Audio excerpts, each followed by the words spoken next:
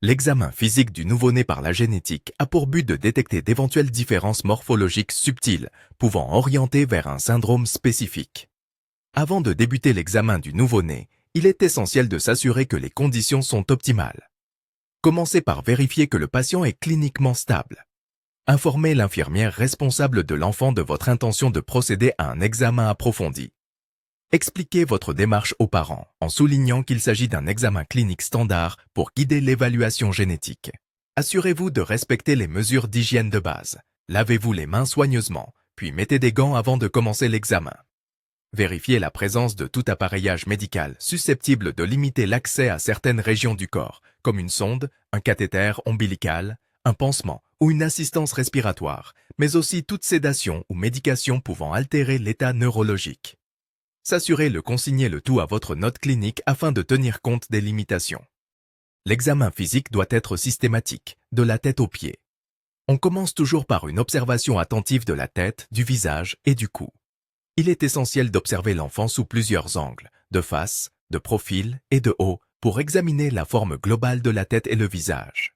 Pour l'examen de la tête, observez la symétrie du crâne, en cherchant d'éventuelles asymétries, qui pourraient suggérer une plagiocéphalie.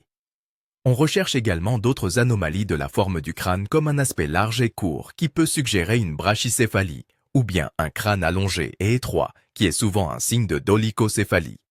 Mesurez le périmètre crânien en utilisant un ruban de mesure. Assurez-vous qu'il soit bien ajusté autour de la tête, en prenant soin de le placer sur les points de repère anatomiques, couvrant ainsi la partie la plus large du crâne. On vérifie également l'intégrité du cuir chevelu, à la recherche d'anomalies comme l'aplasia cutis, une absence congénitale de peau. Par la suite, il est indispensable de palper les fontanelles, la fontanelle antérieure et postérieure, et les sutures crâniennes, sagittales, coronales, lambdoïdes, métopiques, pour vérifier qu'elles sont mobiles, non chevauchantes et non prématurément fusionnées. Ensuite, le visage. On observe l'aspect général en portant une attention particulière à la symétrie des traits et à leur expression.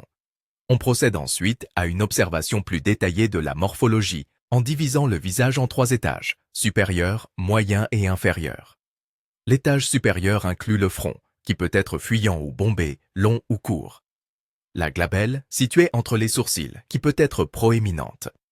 La crête supraorbitale, localisée au-dessus des sourcils. Les tempes, qui peuvent être déprimées. La ligne antérieure d'implantation des cheveux qui peut être haute ou basse. L'étage moyen comprend principalement les sourcils, les yeux, le nez, les joues et les oreilles. Pour les sourcils, on observe leur forme, leur épaisseur, leur courbure et leur continuité à la recherche par exemple d'un cynophrys.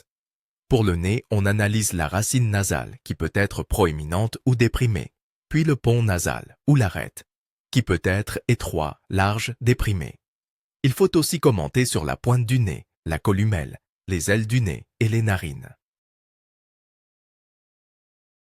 Pour les yeux, on note d'abord la position des globes oculaires dans le plan sagittal, afin de repérer un enfoncement énophtalmie ou une protrusion exophtalmie.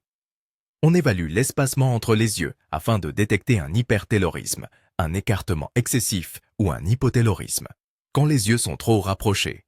Il est possible d'effectuer des mesures pour objectiver le tout en mesurant la distance interpupillaire, la distance entre les canthis internes et finalement la distance entre les canthis externes.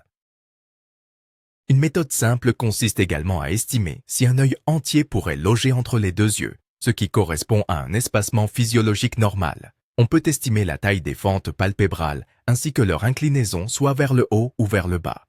On examine également la forme globale des yeux, ainsi que l'aspect des paupières à la recherche notamment d'un épicanthus ou d'une ptose palpébrale. On inspecte aussi les iris et les cils.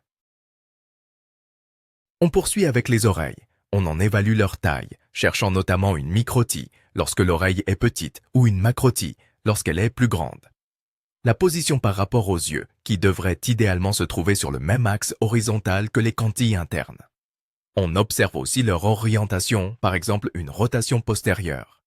Finalement, la morphologie générale est inspectée, tout comme la présence et la perméabilité des méas auditifs externes. À l'étage inférieur, le philtrum, ce petit sillon entre le nez et la lèvre supérieure, est évalué selon sa longueur et sa définition. On observe ensuite la bouche et les lèvres en analysant leur taille, leur forme, leur épaisseur et leur symétrie.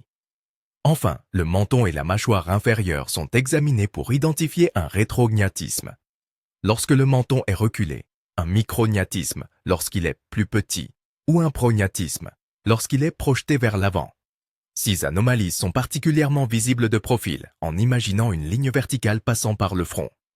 On inspecte ensuite la cavité orale incluant la langue, notamment sa taille, sa mobilité et sa position dans la cavité buccale. Le palais, à la recherche d'une fente, d'un palais ogival ou d'autres particularités du palais dur et du palais mou. Les gencives sont aussi observées, notamment pour vérifier la présence de frénules ou freins anormaux. La présence éventuelle de dents natales est également notée. On vérifie également la succion. L'examen se poursuit au niveau du cou. On commence par rechercher un torticolis congénital en regardant la position et la mobilité du cou. La ligne d'implantation postérieure des cheveux à la nuque est observée, à la recherche d'une implantation basse. On évalue également la présence éventuelle d'un pterygium coli ou cou palmé, qui se traduit par un repli cutané latéral s'étendant de la mastoïde à l'épaule. Enfin, on inspecte la peau de la nuque, à la recherche d'un excès cutané. L'examen dysmorphologique des membres concerne à la fois les bras, les jambes, les mains et les pieds. On commence par observer la longueur des segments. Les bras et les jambes sont-ils proportionnés par rapport au tronc et entre eux? On recherche des courbures ou des raccourcissements comme une rhizomélie ou une mésomélie. Les mains sont observées pour détecter une brachydactylie, doigt court, une arachnodactylie, doigt long et fin, ou une clinodactylie. On note également toute syndactylie, fusion des doigts, polydactylie, doigt surnuméraire, ou oligodactylie, manque de doigts. On porte attention aux plis palmaires et aux ongles. Les pieds sont examinés de manière similaire. Enfin, la mobilité articulaire est aussi prise en compte en évaluant l'amplitude pour exclure des contractures. On passe ensuite aux examens du thorax et de l'abdomen, en commençant par l'examen cardiaque usuel incluant l'auscultation à la recherche de souffle. On observe la présence d'éventuelles déformations du thorax, telles qu'un pectus excavatum ou carinatum. On note la distance intermamellonaire. L'examen de l'abdomen à la recherche une hépatosplénomégalie.